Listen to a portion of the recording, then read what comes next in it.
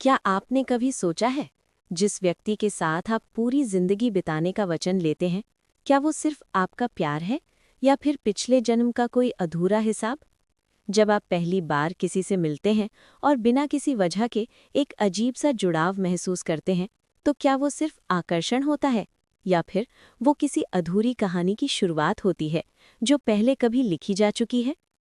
आध्यात्मिक मान्यताओं के अनुसार विवाह केवल दो लोगों का मिलन नहीं होता, ये दो आत्माओं का पुनर्मिलन होता है, जो समय और जन्मों की सीमाओं को पार करके फिर से एक दूसरे के सामने आती हैं। कहा जाता है, हम सिर्फ शरीर नहीं हैं, हम आत्मा हैं, और आत्मा कभी खत्म नहीं होती, वो सिर्फ अपना रूप बदलती है। लेकिन उसके साथ उसके कर्म, उसकी यादें और उसके अधूरे रिश्ते भी उसके साथ चलते हैं। इन्हीं अधूरे रिश्तों और कर्मों को कहा जाता है कार्मिक कर्ज। कार्मिक कर्ज यानी वो हिसाब जो कभी पूरा नहीं हो पाया। शायद आपने किसी को बहुत दुख दिया हो, या किसी से बहुत प्यार किया हो, या किसी से कोई वादा अधूरा रह गया हो। तो क्या वो सब यूं ही खत्म हो जाता है? नहीं। कहा जाता है, इस ब्रह्मांड में कुछ भी अधूरा नहीं रहता। हर भावना, हर आंसू, हर मुस्कान किसी न किसी रूप में वापस आती है। और वही अधूरा हिसाब किसी अगले जन्म में फिर से हमारे सामने आता है, कभी एक अजनबी बनकर और कभी हमारे जीवन साथी के रूप में। शायद इसलिए कुछ लोग हमारी जिंदगी में आते ही हमारे दिल के बहुत करीब हो जाते हैं, और कुछ लोग हमारे जीवन का सबसे बड़ा सबक बन जाते हैं। क्या आपने कभी महसूस किया है कि कुछ रिश्ते बिना वजह ही बहुत भारी लगते हैं, जहाँ छोटी छोटी बातें भी दिल को गहराई तक चोट पहुंचा देती हैं, जहां आप कोशिश करते हैं सब कुछ ठीक करने की, लेकिन फिर भी कुछ न कुछ टूटता ही रहता है। ऐसे रिश्तों में प्यार तो होता है, लेकिन शांति नहीं, और शायद यही संकेत होता है कि वो रिश्ता सिर्फ इस जन्म का नहीं है। उसे कर्मिक रिश्ता कहा जाता है, जहां दो आत्माएं अपने पुराने कर्ज को चुकाने के लिए फिर से मिलती हैं, कभी प्यार देकर, कभी दर्द देकर, और कभी एक दूसरे को बदल कर। लेकिन हर रिश्ता दर्द देने के लिए नहीं होता। कुछ रिश्ते ऐसे भी होते हैं जहां बिना कहे ही सब समझ आ जाता है, जहां एक नज़र ही काफ़ी होती है दिल की हर बात कहने के लिए, जहां कोई अपेक्षा नहीं होती, कोई शर्त नहीं होती, बस एक सुकून होता है, एक अपनापन होता है।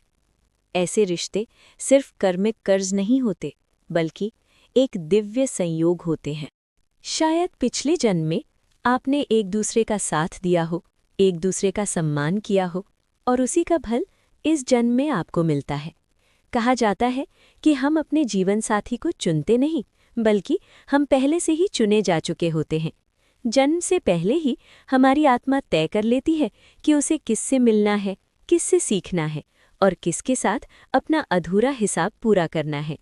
लेकिन इसका मतलब ये नहीं कि सब कुछ पहले से तय है, क्योंकि हर रिश्ते को निभाना, हर परिस्थिति में प्यार बनाए रखना, ये पूरी तरह हमारे हाथ में होता है।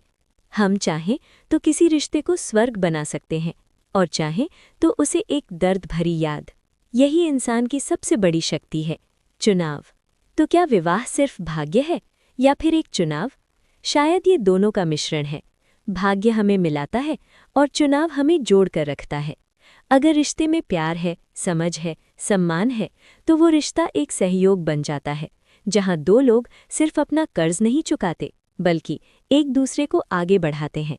लेकिन अगर रिश्ते में दर्द है, टकराव है और बेचैनी है, तो वो रिश्ता एक सीख बन जाता है, जो हमें सिखाता है कि हम कौन हैं और हमें क्या बनना है। शायद हर रिश्ता हमारी आत्मा को आगे बढ़ाने के लिए ही आता है। तो अगली बार जब आपकी ज़िंदगी में कोई ऐसा इंसान आए जो आपको बहुत खुश करे या बहुत दुख दे, तो उसे सिर्फ एक संयोग मत समझिए।